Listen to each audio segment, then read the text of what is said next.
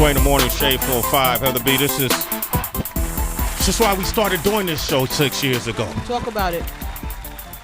We want to open up the world to all sorts of sonic sounds and creativity from different artists from all over the place. People who stepped on the scene and created a whole new canvas of their own. You know, and all of our guests have done that in their own way. We got a guy I consider a legend here. You know, and from some of the work he's done with a lot of folks from my good friend Common to you guy to Raphael Sadiq. He is an architect of a particular sound that has resonated in our playlist for over a decade now. Easily. You know, he is the pride of a city that often doesn't get the representation it deserves, especially when it comes to the media. All they talk about is what's negative, when all the time they have a beacon of light. Wow. With them all this time, the one and only Twilight Tone is here.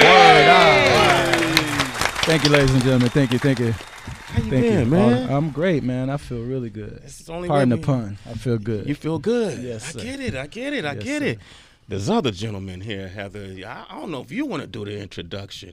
He may not even realize how much impact and influence he's had on my career, on who I am as an individual as I stepped into the scene, being from Oakland, California, looking for somebody whose voice represented our voice. Mm-hmm. You know, we were always marginalized in Oakland. People thought we only talked about one thing. They always thought we created in one way, that we only had one sound, that we didn't confront issues. We didn't have introspective perspectives on world, on the life, on our neighborhood, on our school, on our friends, on our family. They thought we looked different when I had locks coming out of my hair and I wore baggy clothes and the colors didn't match. Mm-hmm. Until this wonderful, magnificent movement happened. And at the helm of that was a group called De La Soul. Mm. And we have Postanosis here. Hey. Good morning, everybody. Boy's got talent. And then, finally, the reason why they're all together, the only reason why I could get these two guys on my show that I've known for years is a person that I've only recently met 24 hours ago. Yep. You know? And when I first heard about him, I want to say in the late 90s is when I really first heard about him. And not because of the projects he's doing now, it's because of a group that he was with that was introduced to me by a good friend of mine that I grew up with in the Bay Area and came up on the music scene when I was a young aspiring artist, that took me and my partner King Tech in his bedroom in San Francisco and had me reference vocals for different artists like Debbie Deb, you know, weekends, you know, funky music, you know, and writing all these different songs so I could get on to produce a track for me and my partner King Tech. And he told me about this magnificent project that he was working with, and the way he explained it then was it's this virtual group. And we didn't even know what virtual meant back then, that's coming together that I'm going to help work with. He actually told me he was a member of the group, and there's these guys from across the pond that's got a really great sound, and they're doing something really interesting, and they're also going to team up with one of your hometown heroes, Delta Funky Homo Sapien. Wow. Mm-hmm. Where my story with him begins with being on the radio at KMEL in San Francisco, discovered Dell and the Souls of Mischief and Hieroglyphics because Opio's stepfather, Michael Ashburn, was my first attorney who did legal work for me for free and taught me about publishing. We're getting really pro bono. Detailed here. Yeah. Well, because I want to tell you the tie. And I've always been fascinated when he told me about the group and the movement, the Gorillaz, and how they kind of fuse and bended genres and blended sounds and just did something that was extremely unique back then. And now they're back with their fifth album, Humans, and everybody is all excited about it. And we have one of them here with us today, the one and only Damon Albarn. Yes. Give us free. Totally thrilled to have you on this show, man. Thank you. Really enjoyed the music you've made over the years. Thanks. And then you making your music available for so many different types of artists and how they've all blended. Because you can do that and it cannot work a lot of times. Yeah. But you've been able to do it. Well, I can only do it if I'm working with like the right people. And on this occasion, I did this Skype call. When was it? Like last January? January. Yeah. January.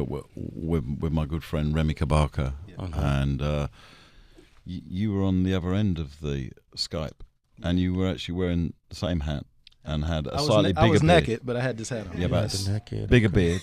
Okay. Yeah. Yeah. And we got on from that. I mean, it's hard to know if you're going to get on with someone, but I think we.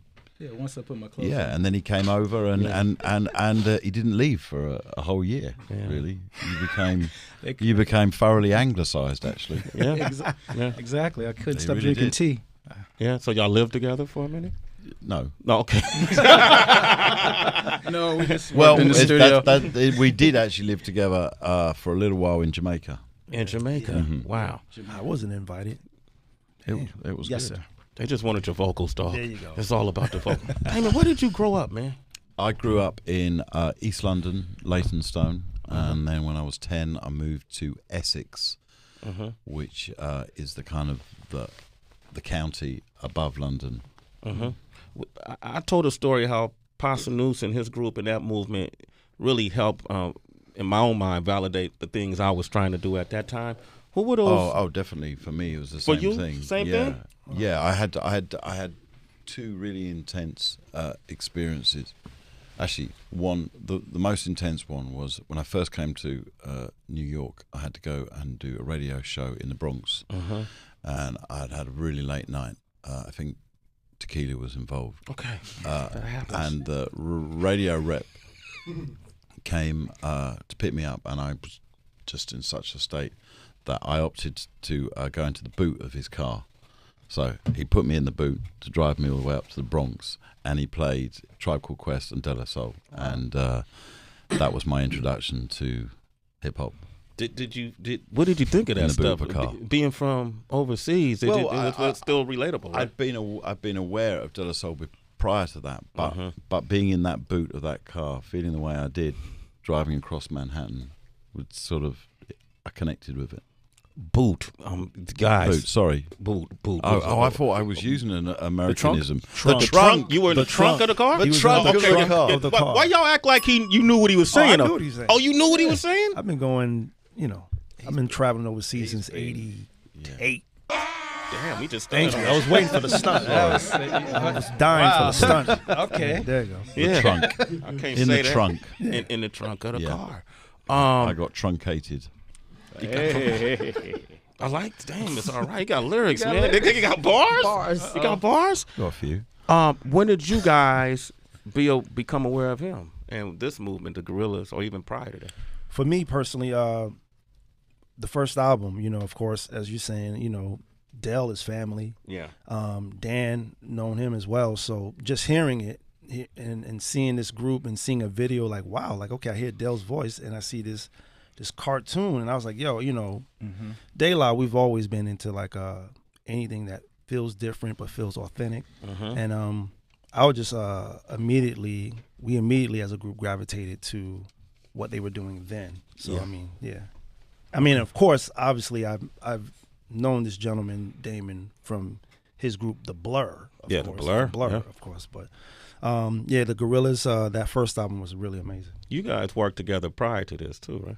Yeah, 2004 was when we first. Yeah, that's when you first took that. Now, what was it about this guy that appealed to you, other than the beard?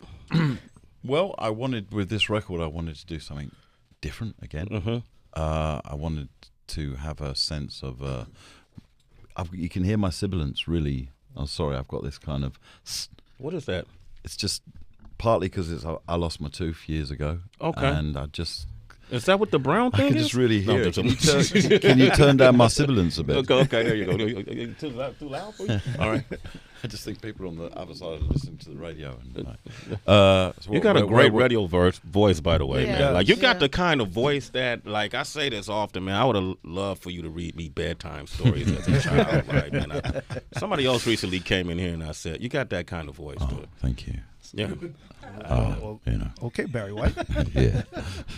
How do egos play out in all of this? With everyone being so accomplished in their own right, how do you decide what's this, what's that? Wow. It's bigger than the ego because it's about the goals or the where the idea you actively creating. So meaning, like, this is the destination, and it's not about who's right. It's about what works. Who's the one person? I basically tell everybody what to do. Yeah. Okay. Thank you. I mean, I know I'm quiet and I'm black, and I got on this jacket, but I tell them what to do. Again. If you want the kids to like you, just sing it like this, motherfucker. Right. The concept behind this album was really interesting. As I was reading, I saw some of the commentary Pusha T made, and you instructing them to way before our president became president. Yeah. What was that about? Okay. Well, when we started in January, Tone came over, and we had to establish some kind of ground rules for what we were going to do with this record. The first thing we agreed on was pain, joy, urgency. That was something that we had to put into everything we worked on. That was the mantra of the record. Yeah. And then it was like, I wanted it to be set in the near future, and I was pretty fascinated with the whole Trump thing. At that point, I'd been in America a few months earlier, and I'd seen a lot of stuff, and I was reading about it, a lot of it, and I just sort of thought, well, let's use that as a kind of dark fantasy for this record. Let's imagine the night that Donald It was Trump, January early last year. imagine the night that 2016. 2016. Donald So Trump it's far-fetched and fictitious that wins the election, and how we're all going to feel that night. And that was kind of a simple kind of, that was the carrot. Yeah. And so for everyone who worked on it, that's a conversation we had. It wasn't any more explicit than that. And sometimes, Pusha interpreted that and actually became quite literal about that. And so when we got it back, it was like, well, love this, and this is exactly where we're going, but we can't use those names. These words, because if we use these words, it's gonna politicize. Yeah. And it's gonna date the music, Obama, Orlando. But it's that Trump, feeling. It's that feeling. We wanted this record to have the feeling of now, somehow. Indeed, it's the record's created. I mean, obviously, now. if Hillary had won, we'd be having a different conversation now. Yeah, right. Yeah, we would. It would. But it would have just remained a dark fantasy. Yeah, yeah. And so you guys kind of willed this to happen. Well, we did have moments, didn't we? Don't say that, man. you willed Donald Trump into office. I actually have. Well, yeah, I feel to guilty make this project work. I thought Warner made some calls on our behalf as a marketing campaign for this album, but yeah, it did come into the physical, and it's quite scary. Yeah, yeah. To see that something that was just a conversation for a fictional creative direction to come in. Yeah, but as you say, you playing poker. You make decisions, don't you? And you have to roll with them. Got to live with it. He knows. Damon know my game. They talk about my game across the pond, Heather. Damn, he knows about it. But it's been it's been 7 years though, man. Like the landscape of the music scene has really changed. Some folks say it's not for the better. I think it is. I see a lot of folks. It's exciting. It is exciting. I say what's different and what's the best thing from when I started. When I started, it was very simple. Yeah. You got your band together. You played around enough for a record label to come and find you. They'd find you. If you were lucky, they'd sign you. Then you go on tour again. Maybe you put a single out. Maybe you'd have enough of a fan base to get a little bit of a kind of sort of action on the charts. Not a lot. That would then get you onto radio. Then you go on Top of the Pops. There was one TV program in Britain. There was only one. So if you got on Top of the Pops, that meant your record would go up the next week, and you kind of made it. That was it. There was nothing else. So now. Not only is there everything else, but you can keep putting out music every week if you want to. If you've got that enthusiasm and that creativity and that sense of, I want to express this now, you can do it. And I love that. I love that lack of, it's very sort of lacking in self-consciousness now. It's going with your impulse, your instincts. But there are also downsides of all of that, which is just. It's a stream of consciousness that doesn't necessarily have a beginning or end, and there's a lot of bullshit out there basically, and also auto-tune. Auto-tune is the big thing. Is where's that taking us? when are we going to stop that? Are we going to stop that, or is that just the future? Is at some point everything is going to go through this filter? No pun intended, future. Yeah. Was that possible? No, but you know what? You know what I mean. I mean, when we were in Jamaica this time, it was kind of shocking because all the music from the last time the first time I recorded in Jamaica was with Dan. Yeah. In 2000, and you know, it was still reggae. There was a lot of dancehall and everything, but there wasn't. Auto-tune didn't exist. You could still hear the human voice. Yeah. This time, everything's through auto-tune. There's not one little corner of Jamaica, this island that's got this kind of sacred music in its DNA. It's been obliterated by auto-tune. So, you know, I know it's cool but everyone sounds the same. Sounds the same. Everyone sounds the same. Can I say something? Because that was going to be my question about, you know, since the last album, or even pretty much everybody in this room knows how music has sort of, like you said, kind of just been filtered down into either EDM or pretty much like a trap hip hop sound, and everybody's blending together where you can't even tell them apart these days. Right. And so, I mean, you don't even hear rock music anymore. No, it's dead. You know, there's no room for them anymore. So does that make Why do you think I'm in Gorillaz? make you individually? Hence the Gorillaz? No, But does that make you guys at all more conscious and more aware of, okay, I don't want to sound like, if you have a record and it sounds like a good idea, and once you start producing it, wait, that sounds a little bit too much like we're going down this lane. Oh, no, I mean, you talk about well, I didn't want to be, or we didn't want to be reactive.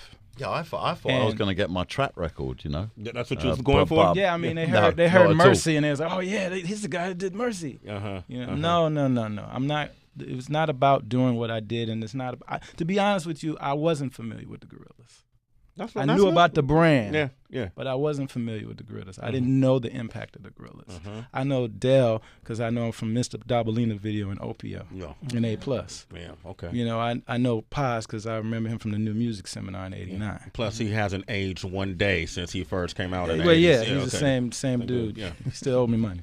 So, with the trap thing and with the so-called EDM, which are echoes of musics that I saw be born in Chicago, it's no need to even look at that or respond to that. Now it is scary when you turn the radio and that's all you hear, and you're making something that's so obtuse. And also, you know, if you're making something obtuse, you're gonna have a hard job getting onto that mainstream radio. You're kind of, you know. Yeah. So which is, you know, this is a pleasant screwing yourself. Yeah, we're already, grateful for being here.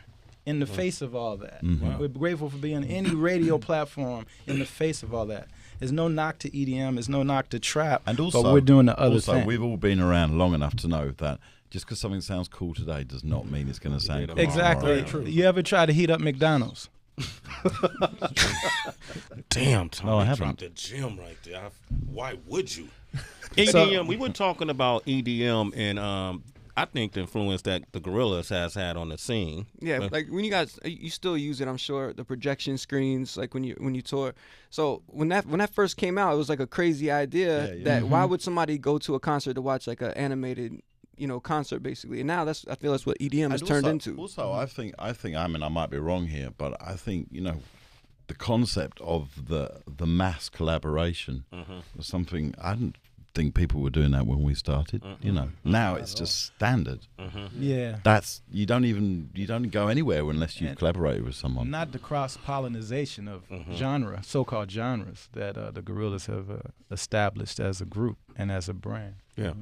But some people use it as a crutch. You know, they can't stand alone, so they need to have the mass collaboration. Of course, but no, honestly, I was pushing. I wanted Damon to do everything because my inspiration for this record was David Bowie and Luther Vandross. My inspiration for this record was Robert Palmer. So his version, I didn't mean to turn you on. I wanted to hear Brit over black music with black people singing behind him because I felt like the time and place, politically and socially, called for that, and that's why we come back to the mantra: pain, joy, and urgency. The music now is just focused on one thing: immediate gratification. We didn't want to focus on joy because we wanted to have the pain, not to allude to Frankie Beverly and Maze. And it needed to be urgent because, wow, look who's president now. Wow, What's happening? Wow, people are getting killed by the police. Not that that's a new thing. That's not a new jack swing. That's always been going on. But now you have people catching it on the phones. Yeah. Man, Twilight. Yeah, Tone, I saw someone driving down 8th Avenue yesterday who had a private number plate, and it was a swastika, but like jumbled up. I mean, is that acceptable? No. How can you in New York driving around with that? Yeah, but because of the current I climate know, here, but seriously, it's that's more probable now. Well, clearly because I saw it yesterday. Yeah. So and that's what we're dealing with over here. What y'all dealing with over there though? Well, it's the Same thing. Brexit, everything. It's all in the same game. Same thing, you know. And we I was just talking with Poss about coming over here. It seems to be the person that can make the most noise is the one that gets through to the people who don't really pay attention, and they're unfortunately the least educated in context of making these big decisions which involve us all, you know. So we've got to make more noise. Make more noise. We got to make more noise. We got the power, and not necessarily through auto-tune. Exactly. Because or through looking through our phone. Mind you, I quite like to hear Donald Trump through auto-tune. That's happened, I'm sure. It's a meme or something. You know, I want to play some music, and then I want to open up the phone lines for our listeners. We got Damon Alba. Is this live? Yeah, this is live, brother. Okay. This is live. Twilight Tone, Pasta News. 888-742-3345. Yeah. That's a song called "We Got the Power." Yes, okay. And I want to talk about that song. I want to play it, and then let's talk about it coming out of it. And that's on the album as well. Damn, shit, wait for the cue. Ready? Cue. We got the power to be loving each other no matter what. We got the power.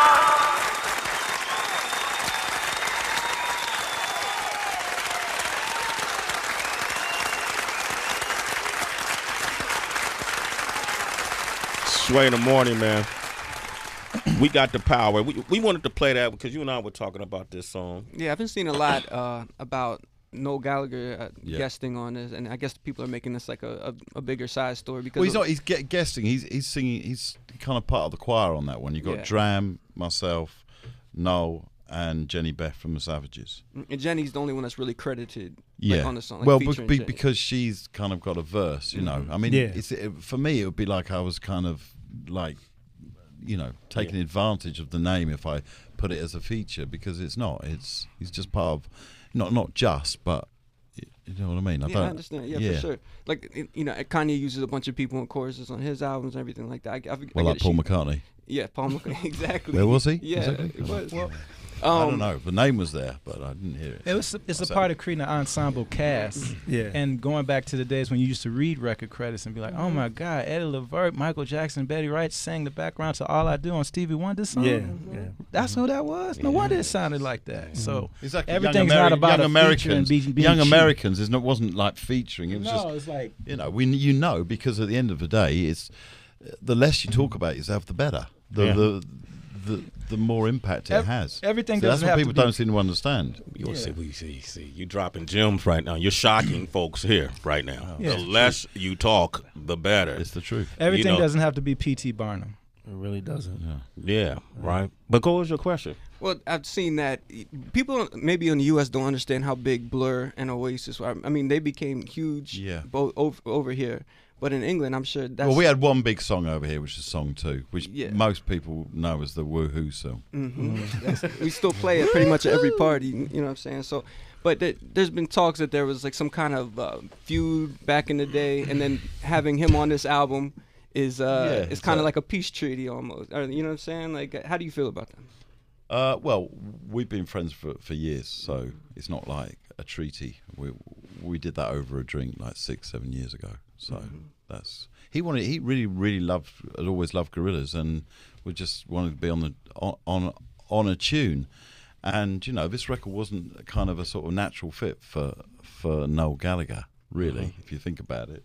Yeah, it was perfect. No, but the whole record wasn't a natural fit at all. And I was struggling to find a place where it would, you know, it wouldn't be just like a piecemeal kind of sort of Look like feature. it didn't feel contrived. Like Yeah, he was trying to exactly, place him in exactly. it. Yeah. God, the power, he just fell in the pocket, man. Yeah. And It this felt right. And this tune is kind of like it's right at the end of the album. It's after Benjamin Clementine sings this ode to Hallelujah, money. Hallelujah, money.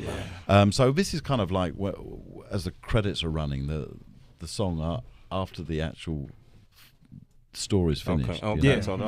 So this is the closing. Yeah, This is but the closing scene. the closing Okay. thing. But hopefully, it's got some sense of optimism about it, and a really simple message.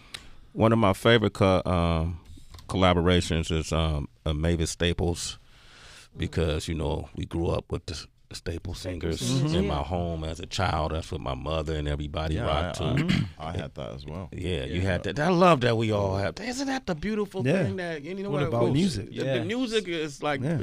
better than religion. With how Exactly. it brings people together. Religion can be divisive. I grew up in the east end of London, and at the end of my road there was a Pentecostal church, and I used to get on my bicycle on a Sunday and go and listen to people singing, and I didn't feel like I could go in then, but like 25 years later I did a record called Everyday Robots, and I went back to the church at the end of my road as a kid, and I went in there and I contacted them, and they sang on my record, and then they subsequently invited me to a convention, and I had a fantastic time.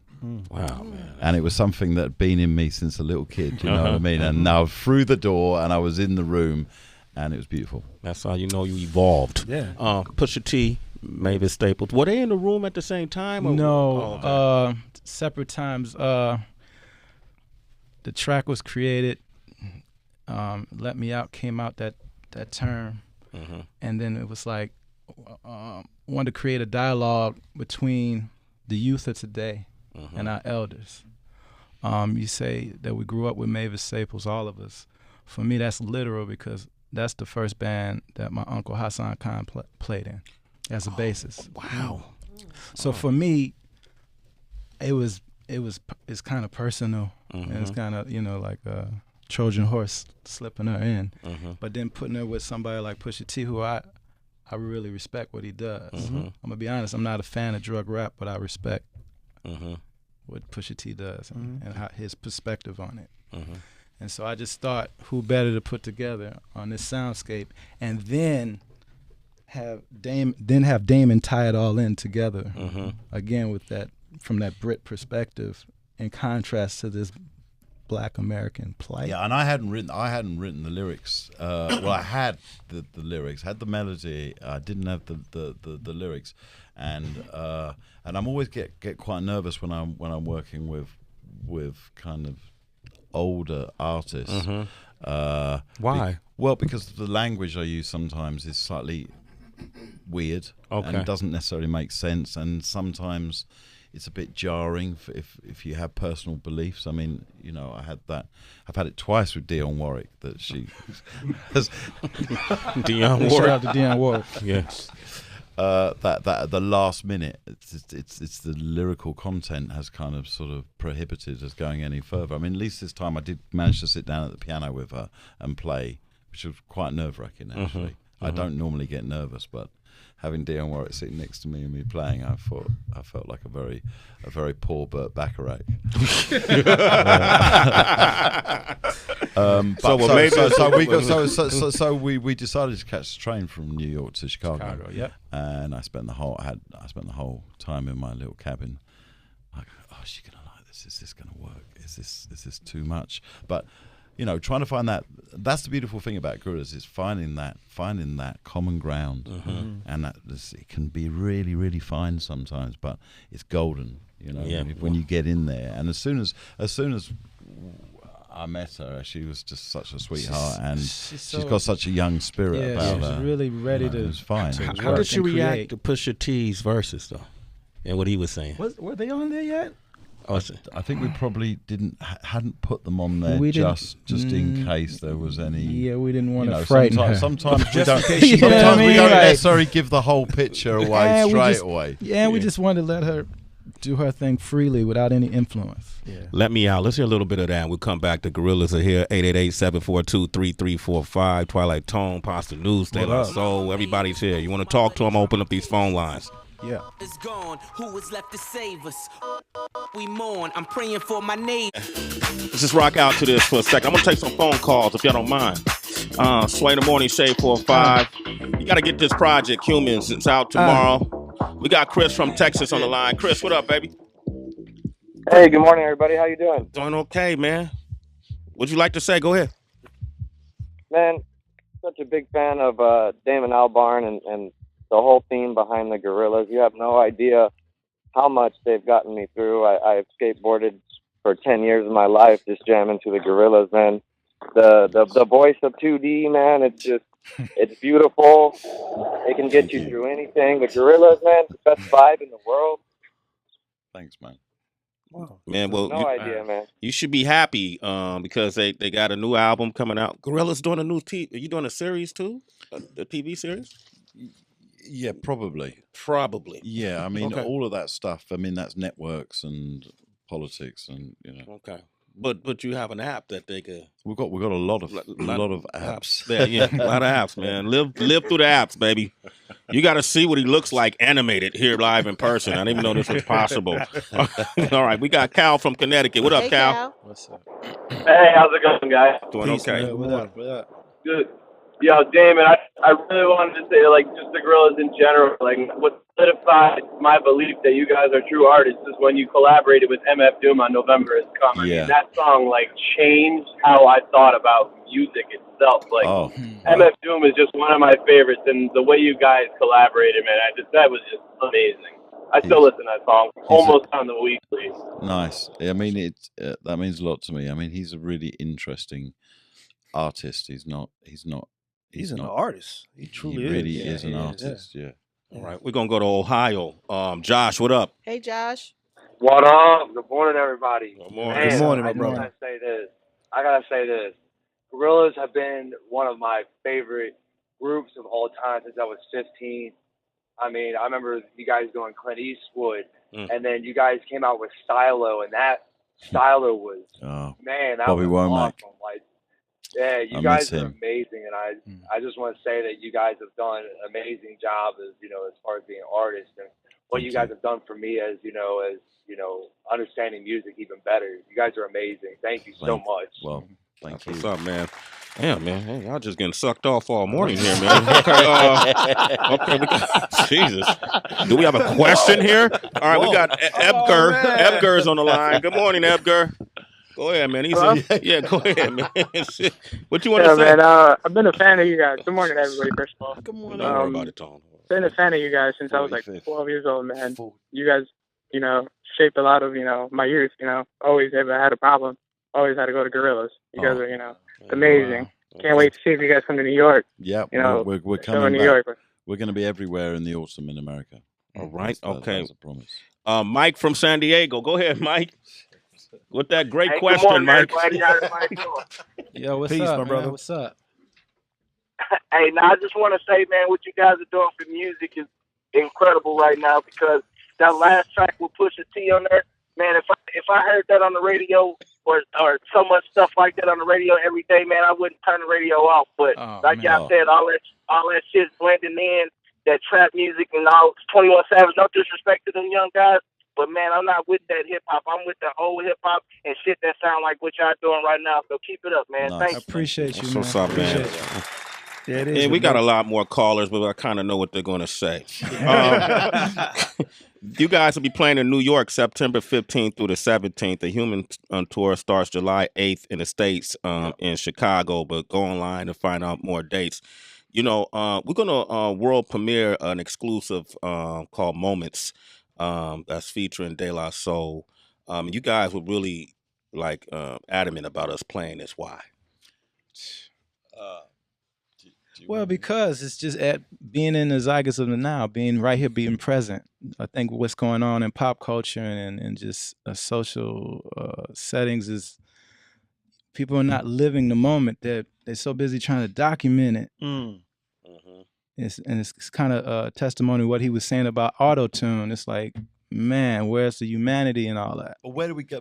The point is, where do we go from here? Exactly. What happens next?